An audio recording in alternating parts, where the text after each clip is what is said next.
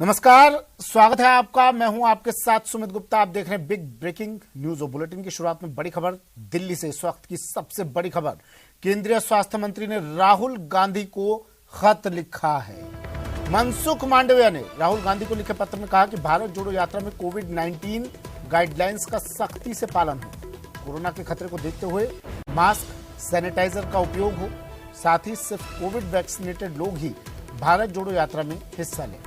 उन्होंने आगे लिखा कि देश हित में भारत जोड़ो यात्रा को स्थगित करने का अनुरोध भी उन्होंने किया। यात्रा में जुड़ने के पहले और बाद में यात्रियों को आइसोलेट किया जाए, ये भी उन्होंने कहा। मनसुख मांडविया का खत राहुल गांधी के नाम। केंद्रीय स्वास्थ्य मंत्री ने राहुल गांधी को पत्र लिखा है, भारत जोड़ो यात्रा को स्थगित करने का अनुरोध किया, अपील की राहुल गांधी से। कहा कि कोविड-19 गाइडलाइंस का सख्ती से पालन इस यात्रा में किया जाए, कोरोना के खतरे को देखते हुए मास्क और सैनिटाइजर का उपयोग भी इस यात्रा में किया जाए और सिर्फ वैक्सीनेटेड लोग ही इस यात्रा में हिस्सा लें।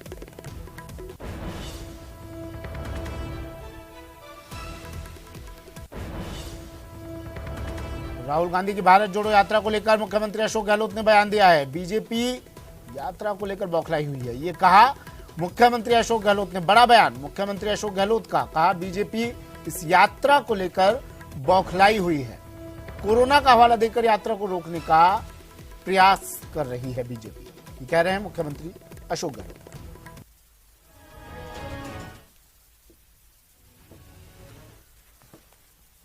केंद्रीय स्वास्थ्य मंत्री मांडविया ने राहुल गांधी को खत लिखा था, उसमें यात्रा को स्थगित करने की मांग की थी और जो यात्री हैं उनसे मास्क, सैनिटाइजर का उपयोग करने की बात कही। साथ ही कहा था जो वैक्सीनेटेड लोग हों वही इस यात्रा में शामिल हो। लेकिन अब उसके बाद इस चिट्ठी पर राजनीति शुरू हो गई है। अशोक गहलोत, मुख्यमंत्री अशोक गहलोत कह रहे हैं कि बीजेपी उनकी इस यात्रा से डर गई है।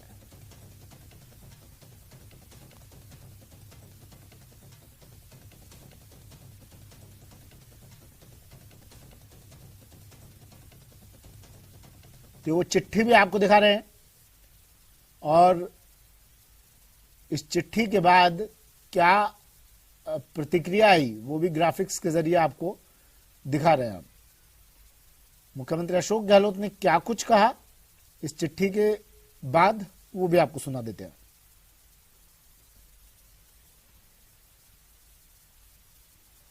अभी मैंने पत्र देखा है, कल का ही है। आप देखिएगा इनके हालात क्या, कितने बौखलाहट है। 2 मेंबर पार्लियामेंट, एक पीपी चौधरी पाली के, एक निहाल सिंह जी गंगानगर के, वो कल ही पत्र लिखते हैं उनको कि राजस्थान में यात्रा चल रही है और राहुल गांधी जी की भारत जोड़ो यात्रा, और क्यों कोरोना फैल रहा है तो इसलिए आप इनको पाबंद करें कि ये कोरोना किस प्रकार से यात्रा कर रहे हैं। और तो मनसुख जी जो है उसी 20 तारीख को पत्र लिख रहे राहुल गांधी जी को, कल ही लिख रहे लेटर। अभी हमारे पास तो सोशल मीडिया में आया है कि आप ये सब प्रिकॉशन कीजिएगा, मास्क की भी, डिस्टेंसिंग की भी, क्वारंटाइन करने की भी। ये बौखलाहट का एक बड़ा नमूना सामने आया देश के सामने। मेरे ख्याल से यात्रा शुरू होने के बाद में पहला पत्र आया होगा केंद्रीय मंत्री का। तो आप सोच सकते हो कि कितनी घबराई हुई है केंद्र सरकार कि केंद्रीय मंत्री लिख रहे हैं भूमिका बनाने के लिए कल हमें रोकनी पड़े यात्रा को आगे, तो कम से कम हम भूमिका बनाएं। उस आधार बनाने के लिए पत्र लिखा गया होगा, जो मैं अभी देख रहा हूँ। अभी मैं रास्ते में पढ़ के उतर रही हूँ। तो आप सोच सकते हो कि ये हालात है। तो बीजेपी खुद विचलित हो गई है, डिस्टर्ब हो गई है और होना स्वाभाविक है। जो सफलता मिल रही है यात्रा को, अब इनके नड्डा साहब आए थे यहाँ जयपुर में, अभी 10 दिन पहले, 15 दिन पहले आए थे, आक्रोश रैली का आह्वान किया, वो मीटिंग भी फेल हुई उनकी। अब आक्रोश रैली वो कहाँ गई इनकी, वो छिप गई है या गायब हो गई है। 2-3 जगह विरोध हुआ उनका, हमने बड़ा अखबारों के अंदर। तो इनकी आक्रोश रैली फेल हो रही है। लोग इनको पूछ रहे हैं कि आक्रोश तो हमारा आपके खिलाफ में है कि आप आज 4 साल तक कहाँ छिपे रहे हो, एक मुद्दा भी सरकार के खिलाफ नहीं बना पाए हो। और हमने इतिहास बनाया है राजस्थान के अंदर। आज जो हमारी स्कीमें हैं, एक मॉडल स्टेट के रूप में राजस्थान उभर के आ रहा है देश के अंदर। स्कीम जो हमने दी है, चाहे वो कर्मचारी OPS हो, चाहे चिरंजीवी योजना हो, राइट टू हेल्थ बिल पेश कर रहे हैं हम लोग, चाहे उड़ान योजना हो महिलाओं के लिए, लोग संकोच मास्क की भी, डिस्टेंसिंग की भी, क्वारंटाइन करने की भी, ये बौखलाहट का एक बड़ा नमूना सामने आया देश के सामने। मेरे ख्याल से यात्रा शुरू होने के बाद में पहला पत्र आया होगा केंद्रीय मंत्री का। तो आप सोच सकते हो कि कितनी घबराई हुई है केंद्र सरकार कि केंद्रीय मंत्री लिख रहे हैं भूमिका बनाने के लिए कल हमें रोकनी पड़े यात्रा को आगे, तो कम से कम हम भूमिका बनाए। उस आधार बनाने के लिए पत्र लिखा गया होगा, जो मैं अभी देख रहा हूँ। अभी मैं रास्ते में पढ़ के उतर रही हूँ। तो आप सोच सकते हो कि ये हालात है। आप भारत जोड़ो यात्रा के असर खुद देख रहे हो कि महाराष्ट्र में बीजेपी नस्तानाबूद हो चुके हैं, सुपड़ा साफ होने जा रहे हैं बीजेपी। तो ये डर के मारे ये आम लोगों की निगाह भटकाने के लिए बौखलाए हुए बीजेपी पार्टी ये तरह तरह की सारे सवाल उठा रहे हैं। बीजेपी पार्टी को ये कहना चाहता हूँ, गुजरात में जब चुनाव हुई थी, मोदी जी घर घर गए थे, क्या मास्क लगा के, क्या लोगों को सारे प्रोटोकॉल मानते हुए गए थे? मंडोविया के मैं पूछना चाहते हैं कि राहुल गांधी की पदयात्रा शायद आपको अच्छा नहीं लगते होंगे, लेकिन सारे हिंदुस्तान के लोग इसमें दिलचस्पी दिखा रहे हैं, शामिल हो रहे हैं। और इसके चलते बीजेपी की जो गोदी मीडिया की चलते जो प्रचार चलते थे, उसमें भी अभी छेद आने लगी, क्योंकि सोशल मीडिया में छाए हुए हैं राहुल गांधी जी की भारत जोड़ो यात्रा, नफरत छोड़ो भारत जोड़ो। ये लोगों में काफी इसका असर हुए हैं, ये जानता है मोदी सरकार। इसलिए मंडोविया को तैनात किया गया कि कुछ बहाना बना के ये आम लोगों की निगाह भटकाया जाए।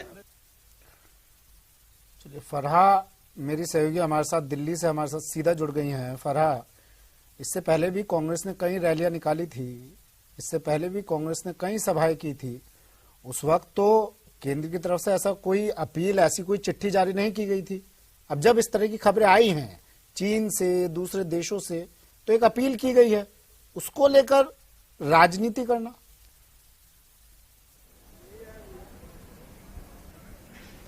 जी देखिए, बिल्कुल इससे पहले कई रैलियां हुई, उसमें कभी भी ऐसा कुछ नहीं हुआ। लेकिन जिस तरीके से, सबसे महत्वपूर्ण बात यह है कि जिस तरीके से जो दृश्य चीन में है, लंबी कतारें हैं, लोग परेशान हैं, बेड नहीं है, उसी को देखते हुए स्वास्थ्य विभाग जो है वो पूरी तरीके से अलर्ट है। और उसी को लेकर 1 घंटे से एक महत्वपूर्ण बैठक चल रही है। और अगर कल की बात की जाए तो अगर पत्र का दौर की अगर हम बात कर रहे हैं, तो सबसे पहला जो पत्र राजेश भूषण जी ने जो लिखा, वो राज्यों को निर्देश दिए गए कि दोबारा से जो है वो सख्ती से निर्देश का पालन होगा, सीक्वेंसिंग होगी, ताकि वेरिएंट का पता चले। तो देखिए, सबसे बड़ी बात समझने की यह है कि जिस स्थिति में अभी चीन है, या बाकी जो दुनिया के देश की बात की जाए, तो कहीं वो स्थिति में भारत ना आए, क्योंकि भारत वो स्थिति देख चुका है, वो कतारें देख चुका है, वो बेड ना मिलना देख चुका है, वो बहुत सारी चीजें हैं। तो उसको देखते हुए एक निवेदन किया गया है कि या तो सख्ती से उन सारे निर्देशों का पालन कर दीजिए, या देश के हित में ही, क्योंकि देखिए भारत जोड़ो यात्रा की बात है, देश की बात है, तो देश के हित में ही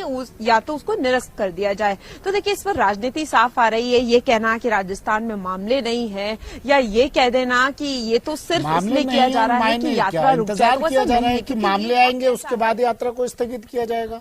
इंतजार इस बात का है।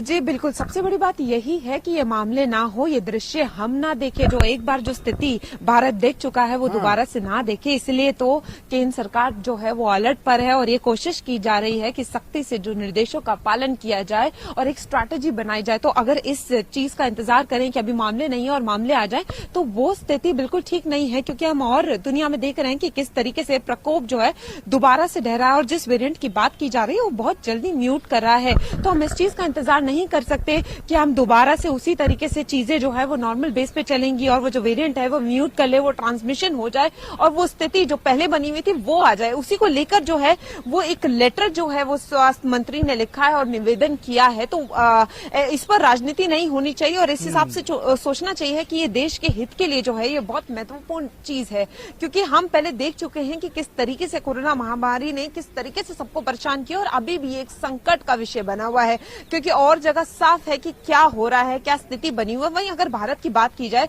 तो जिस तरीके से वैक्सीनेशन हुआ है, सख्ती से निर्देशों का पालन हुआ है और अगर 2020 से बात की जाए तो मामले जो हैं वो लगातार गिरावट की ओर हैं और 3 दिन से कोई मौतें नहीं हुई हैं। तो अगर इसमें भी दोबारा से जो है लोग सतर्कता बढ़ाएंगे तो ये एक अच्छी ही बात है, क्योंकि जागरूकता बहुत ज्यादा जरूरी है। और अगर ऐसे में इस वक्त इस बात का इंतजार किया जाता है कि नहीं रैलियां होती रहे या सब कुछ होता रहे और फिर से सब कुछ नॉर्मल होता है, तो कहीं ना कहीं हम भी वहीं खड़े होंगे जहां आज चीन है, क्योंकि ये बात बहुत नोटिस करने की है कि वहां पर 0 कोविड पॉलिसी चल रही थी। अच्छा, चलिए उसको जानकारी हटा के लिए दिया गया, बताइए वहां फरहा। वैक्सीनेशन इस तरीके से नहीं हुई तो नतीजे हमारे सामने है।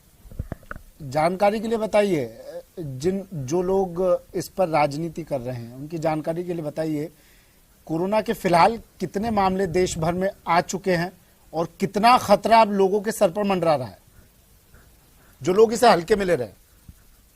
जी देखिए, अगर मैं सबसे पहले चीन की अगर सबसे पहले चीन की बात करूं तो चीन में अगर हम केसेस की बात करें तो वहां पर लाशें जो हैं वो देखने को मिल रही हैं, एक के बाद एक मौतें हो रही हैं, वहां बेडों की जगह नहीं है। और दूसरी तरफ अगर हम कोरिया की बात करें, यूएस की बात करें तो वहां पर जो मामले हैं वो लगातार देखे जा रहे हैं और 35 लाख मामले अगर यहां भी बात की जाए तो वो देखने को मिल रहे हैं। तो ऐसा नहीं है कि जो कोविड है वो चला गया है। मैं बार बार एक ही चीज कह रही हूँ कि अगर हम भारत की बात करें तो भारत में कई प्रयास किए गए, उस तरीके से वैक्सीनेशन हुआ है और अब जब मामले कम हैं तो हम इस बात का इंतजार नहीं कर सकते कि दोबारा से चीजें वैसी नॉर्मल हो और मामले बढ़ जाएं। उल्टा हमें यही कोशिश करनी होगी कि जो यहाँ पर स्थिति बनी हुई है वो बनी रहे, क्योंकि अभी हम लोगों की जो स्थिति है कोरोना को लेकर वो बिल्कुल ठीक है, क्योंकि पूरी तरीके से जो है वैक्सीनेशन हुआ है, लोग जागरूक है, लोगों में सतर्कता है।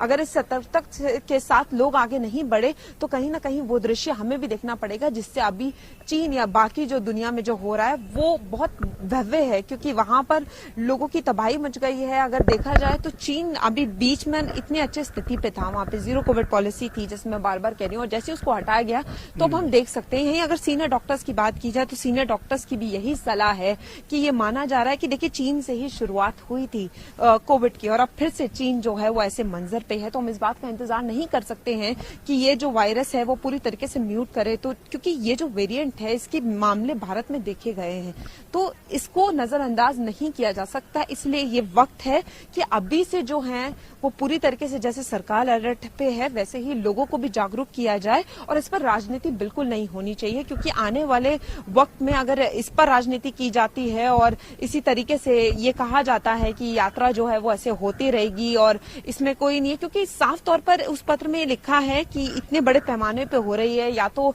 लोगों को जो है वो मास्क दिया जाए, सोशल डिस्टेंसिंग का पालन, लोगों को मास्क दिया जाए, सैनिटाइजर दिया जाए। फरहा, देखिए हमने एक स्पेशल रिपोर्ट भी दिखाई थी कि इस यात्रा में किस तरह की सुविधाएं हैं। ठीक है, होना भी चाहिए, इतने बड़े बड़े लोग इस यात्रा से जुड़े हुए हैं, जगह जगह पर सर छुपाने के लिए किस तरह की व्यवस्थाएं की गई हैं, किस तरह के तंबू हैं, टेंट हैं, किस तरह के आशियाने साथ में लेकर चल रहे हैं। इस यात्रा में मेडिकल वैन साथ में चल रही है, लोगों के हिसाब से टेंट बनाए गए हैं जिसमें वो रात को रहते हैं। जब इतना खर्चा किया गया है तो एक 10 रुपए की सैनिटाइजर की बोतल, एक 5 रुपए का मास्क हर यात्री को नहीं दिया जा सकता।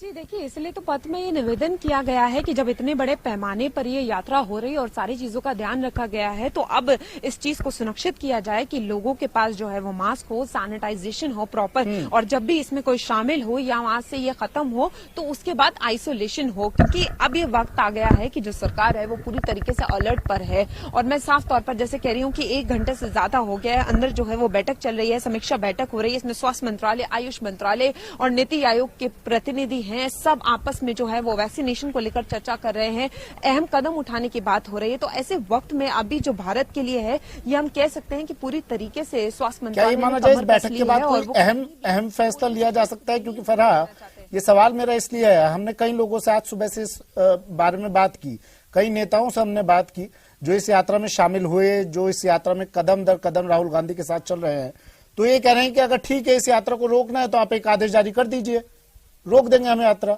लेकिन आप हवा में बात मत कीजिए। अगर आपको यात्रा रोकनी है तो ठीक है, आप आदेश जारी कर दीजिए। क्या इस मीटिंग के बाद कोई बड़ा फैसला, बड़ा कदम उठाया जा सकता है? जी देखिए, बार बार इस मीटिंग को इसलिए अहम कहा जा रहा है कि इसमें कोई बड़ी जो गाइडलाइंस हैं वो सामने आ सकती हैं, क्योंकि देखिए अभी बड़े पैमानों पे शादियां भी हो रही हैं, फेस्टिवल में अभी देखा गया कि किस तरीके से लोग हैं, मार्केटों में जो लोग हैं, तो हो सकता है कि दोबारा से वो गाइडलाइंस आए, क्योंकि जैसे मैं T3 की बात कर रही थी, टेस्ट, ट्रैक एंड ट्रीट, तो साफ तौर पर ये कह दिया गया है कि इस पर ही चलना है। तो अगर इस पर चलना है तो जो नीतियां, और उसमें ये भी लिखा था कि जिस तरीके का हम पुरानी गाइडलाइंस को फॉलो कर रहे थे वो राज्य फॉलो करेंगे, तो कहीं ना कहीं माना जा रहा है कि इस बैठक में यही चीज जो है वो फैसला किया जाएगा कि किस तरीके से निर्देश देने, और कोई भी सख्त निर्देश जो है वो कभी भी आ सकता है और उसका सबको पालन करना होगा, क्योंकि अब ये वक्त है कि जो सरकार है वो पूरी तरीके से अलर्ट पर है और वो कोई भी चूक नहीं होने देना चाहते।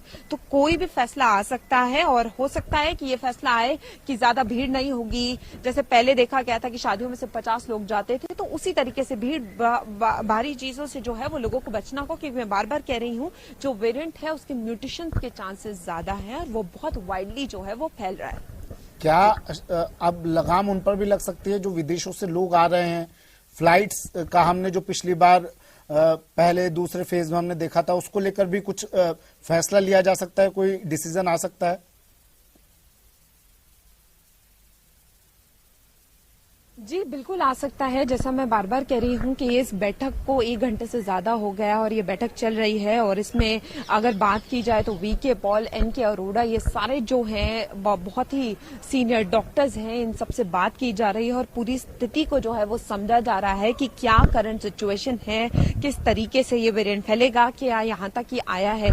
तो देखिए उसके बाद जब ये पूरी समीक्षा हो जाएगी तो ये माना जा रहा है कि जिस तरीके से पहले प्रोटोकॉल फॉलो कर रहे थे लोग कि मास्क मैंडेटरी था ही, क्योंकि देखिए अगर हम बात की जाए तो मेट्रोस की बात की जाए, ट्रैवलिंग की बात की जाए और इंटरनेशनल ट्रैवलिंग की जो बात हो रही है, तो अगर चीन या और दुनिया के देशों में जो जिस तरीके से ये हो रहा है तो वहां से लोग यहाँ आ रहे हैं, उनकी टेस्टिंग बहुत जरूरी है। और सिर्फ टेस्टिंग ही नहीं, अगर वो पॉजिटिव पाए जाते हैं तो जीनोम सिक्वेंसिंग होना बहुत ज्यादा जरूरत है कि ये पता चले कि वो कौन सा वेरिएंट है, क्योंकि डिफरेंट वेरिएंट है और अगर ये वो वेरिएंट है जो बाहर देशों में फैल रहा है तो फिर बहुत मुश्किल की बात है। तो इसीलिए इन सब पर जो है एक फैसला आने का लग रहा है कि वो फैसला जो है वो जल्द आ सकता है। अब सबको इसी बात का इंतजार है कि ये बैठक खत्म होगी, किस तरीके से इसमें जो गाइडलाइंस है क्या कुछ निकलकर सामने आता है। अब देखना यही होगा कि एक बार और आपसे इस वेरिएंट के बारे में मैं जानना चाह रहा हूँ।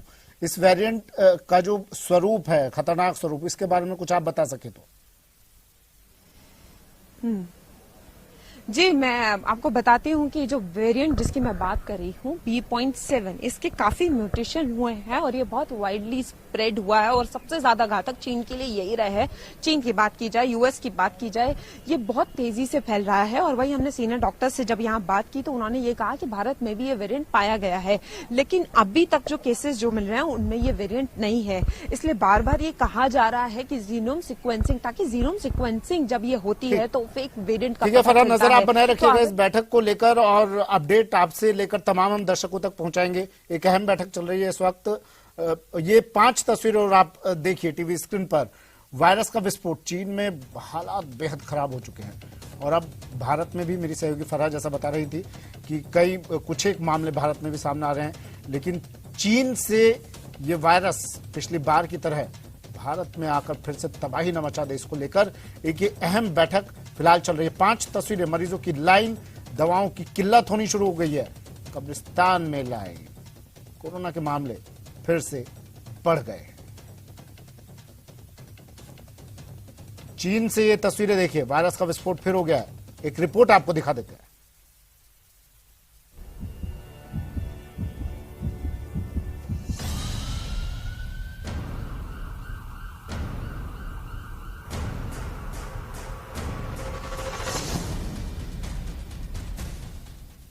चीन में कोरोना का महाविस्फोट, डेडली वायरस ने मचाया तांडव।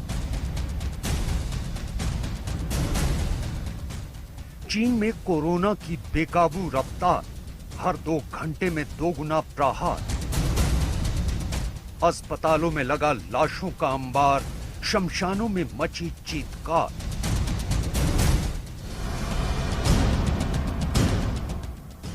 चीन में जन्मे कोरोना का ये अब तक का सबसे विकराल रूप है।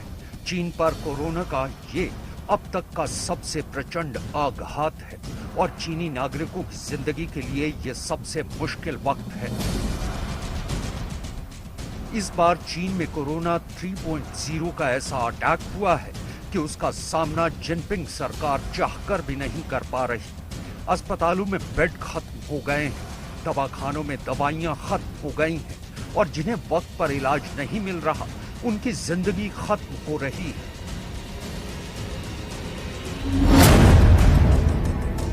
चीन में अचानक कोरोना का ऐसा डेडली अटैक कैसे हो गया? कोविड को लेकर चीन की सारी तैयारी नाकाफी कैसे हो गई? और जिस वायरस को कोरोना महामारी की शुरुआती 2 लहरों में चीन ने काबू करा था, वो इस बार चीन में कहर कैसे बरपा रहा है?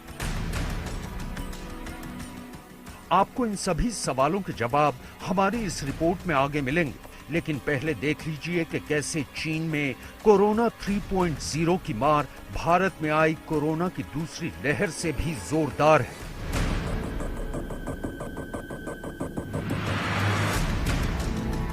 चीन में इस बार कोरोना का संक्रमण इतनी तेजी से फैला कि हेल्थ डिपार्टमेंट की सारी व्यवस्था चरमरा गई। सबसे पहले चीन के अस्पतालों की तस्वीर देखी।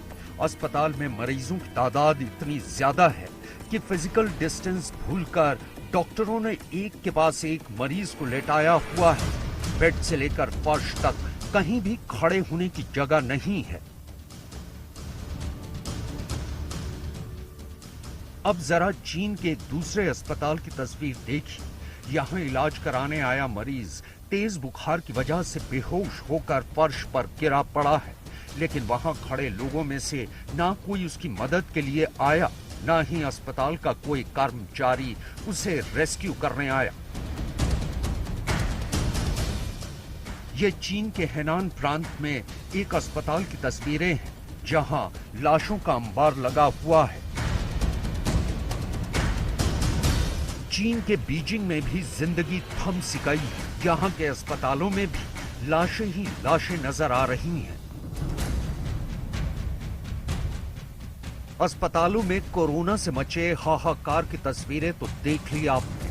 अब जरा बीजिंग के सबसे बड़े बाबा ओशन फ्यूनरल हाउस की तस्वीरें देख लीजिए। यहाँ फ्यूनरल के लिए 20 दिनों की वेटिंग चल रही है। कम से कम 2000 लाशें फ्यूनरल के बाद किसी नई लाश का नंबर लग रहा है। अपनों के फ्यूनरल का इंतजार में लोग फ्यूनरल हाउस के बाहर गाड़ियों में इंतजार कर रहे हैं। पूर्वी चीन में कोरोना के संक्रमण से हालात बहुत बदतर हो चुके हैं। यहाँ के प्रांतों के किसी भी अस्पताल में एक बेड भी खाली नहीं है। सभी अस्पतालों में ओपीडी सेवाएं बंद कर दी गई हैं। लिहाजा प्राइवेट क्लिनिक्स पर बुखार से पीड़ित मरीजों की लंबी लंबी कतारें देखने को मिल रही हैं। पूरे चीन में इस वक्त कोरोना की ऐसी दहशत फैली हुई है कि लोग अपने अपने घरों में कैद हो गए हैं और तब तक बाहर नहीं निकल रहे हैं जब तक कि उन्हें बाहर जाने की बहुत ज्यादा जरूरत ना पड़े। चीन के एक बाजार की जरा ये तस्वीर देखिए। जिनपिंग सरकार के इंतजामों से लोगों का भरोसा उठ गया तो लोग खुद ही अपने बचाव अपने अपने तरीके से करने लगे हैं। बाजार में एक शख्स पॉलिथीन के प्रोटेक्शन कवर में अपने साथ एक महिला को लेकर शॉपिंग करने निकला है।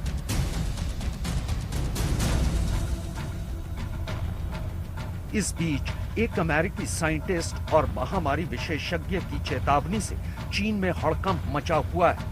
एरिक पेगल-डिंग नाम के महामारी विशेषज्ञ ने कोरोना पर बड़ी चेतावनी देते हुए कहा कि अगले 90 दिनों में चीन की करीब 60% आबादी और दुनिया के 10% लोग कोरोना से संक्रमित होंगे। इस दौरान कोरोना वायरस करीब 10 लाख लोगों की जिंदगी खत्म कर देगा। चीन में अचानक कोरोना वायरस के डेडली अटैक के पीछे जिनपिंग के उस फैसले को जिम्मेदार बताया जा रहा है जिसमें जिनपिंग ने कोरोना के खतरे को भांपने में भूल कर दी और चीन में लॉकडाउन में ढील दे दी। चीन में जैसे ही जीरो कोविड पॉलिसी खत्म हुई, वैसे ही वहां कोरोना के मामले तेजी से बढ़ने शुरू हो गए। चीन में कोरोना की वजह से हो रही बेहिसाब मौतों के लिए एरिक पेगल-डिंग ने सीधे तौर पर शी जिनपिंग को जिम्मेदार ठहराया है। उन्होंने चीन की कम्युनिस्ट पार्टी सीसीपी यानी सरकार पर आरोप लगाया कि सरकार ने लोगों को उनके हाल पर छोड़ दिया है। सरकार की नई पॉलिसी है कि जिसे संक्रमित होना है हो जाए, जिसकी मृत्यु हो रही है उसे मरने दिया जाए। जल्दी संक्रमण, जल्दी मौतें, जल्दी पीक, यानी सब कुछ जल्दी ही ठीक हो जाएगा।